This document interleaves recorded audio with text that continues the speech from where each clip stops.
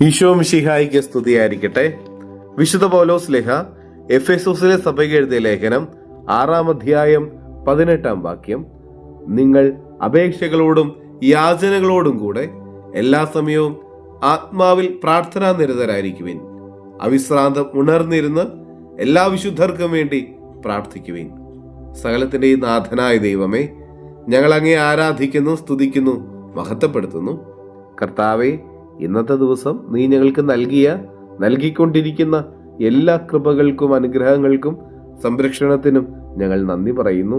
ഞങ്ങളെയും ഞങ്ങളുടെ കുടുംബത്തെയും ഞങ്ങളുടെ കൂടെയുള്ളവരെയും ഞങ്ങളുടെ നിരവധിയായിട്ടുള്ള ആഗ്രഹങ്ങളും നിയോഗങ്ങളും പദ്ധതികളും ഞങ്ങളുടെ ഉത്കണ്ഠകളും ആകുലതകളും ബുദ്ധിമുട്ടുകളും സഹനങ്ങളും അങ്ങയുടെ കരങ്ങളിലേക്ക് ഞങ്ങൾ സമർപ്പിക്കുന്നു. ഈശോയെ, എപ്പോഴും പ്രാർത്ഥിക്കാനുള്ള വലിയ കൃപ തരണമേ. ഞങ്ങളുടെ അപേക്ഷകളും യാചനകളും എപ്പോഴും നിന്റെ മുമ്പിൽ സമർപ്പിക്കാനായിട്ട്, നീ പൂർണ്ണമായിട്ടും ആശ്രയിക്കാനായിട്ട് ഞങ്ങൾക്ക് കൃപ തരണമേ.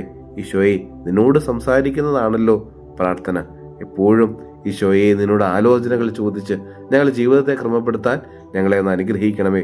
ഞങ്ങളുടെ കൂടെയുള്ളവരെ സ്നേഹിക്കാനും അവർക്ക് വേണ്ടി പ്രാർത്ഥിക്കാനും ഈ ലോകത്തിന് മുഴുവനും വേണ്ടി പ്രാർത്ഥിക്കാനും ഞങ്ങൾക്ക് കൃപ തരണമേ.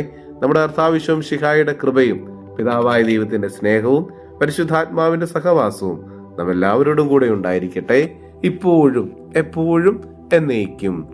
ആമേൻ.